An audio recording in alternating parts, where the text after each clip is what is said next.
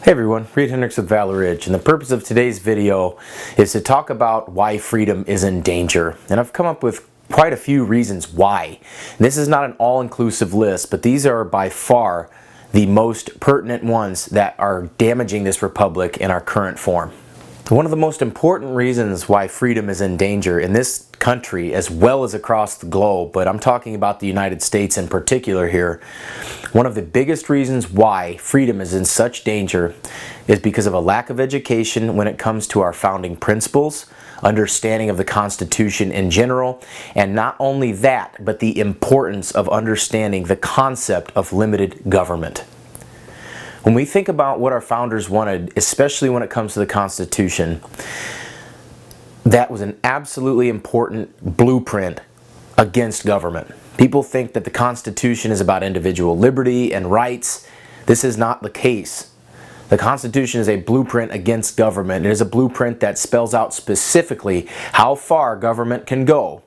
If you read the Federalist Papers about this, there are numerous essays written by Alexander Hamilton, James Madison, John Jay, that specify why the government needs to be limited and why state and federal governments needed to share power.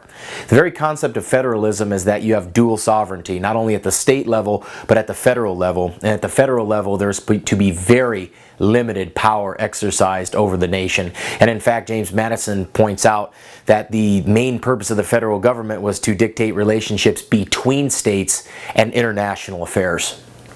A second reason why freedom is in danger here in this country is that a lot of people equate comfort to freedom. Comfort does not equal freedom at all. And in fact, freedom does not equal Budweiser.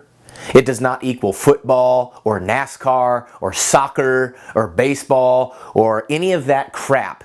Those things are nothing but distractions. And if you really want to make a good metaphor, and if you want to see what a good metaphor that is that you go out into the country, go out where there aren't too many cities, go out on farms and go out in fields and everything and watch the animals. All of them are eating lush green grass, eating, getting fat, being happy, hanging out with the other livestock. But that green grass blinds them to the slaughterhouse that awaits them. A third reason why freedom is in danger is because of the media. Then I'm talking about the main media, the big ones, CBS, ABC, CNN, Fox. If I missed anyone, it's not a slight, it's just I can't think of every news outlet in this country. It used to be that the media was supposed to be the thorn in the side of government. It was supposed to be the thorn. They were supposed to be the ones that questioned what happened with government. Now instead of being the thorn on the rose bush, it's the fertilizer. In other words, the BS.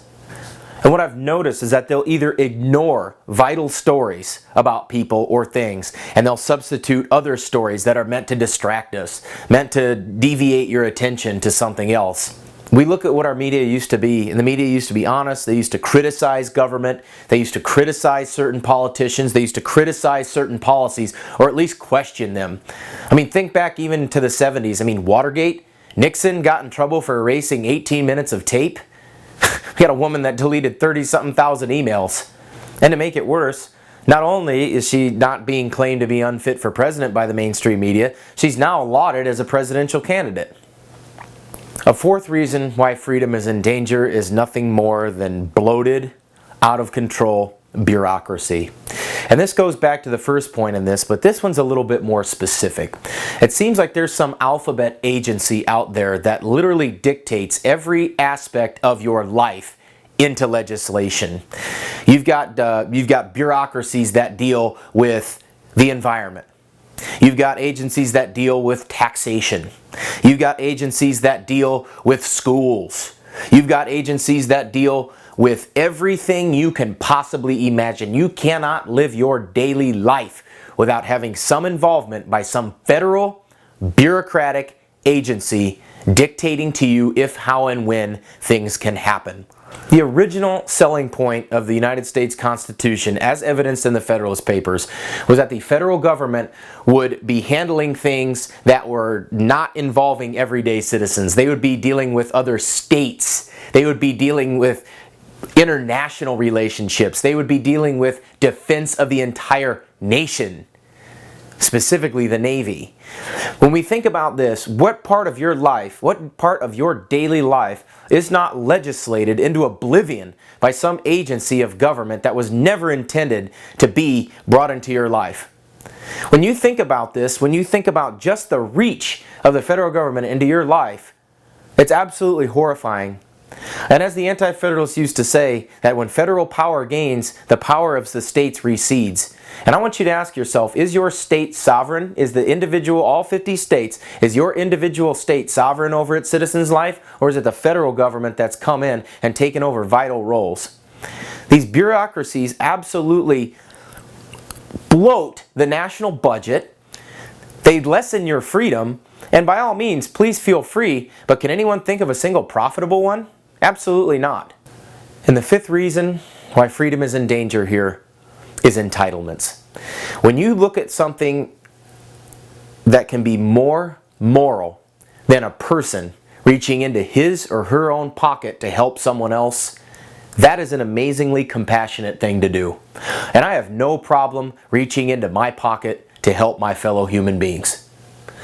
What I've got a real serious problem with is someone else reaching into my pocket to go help someone else.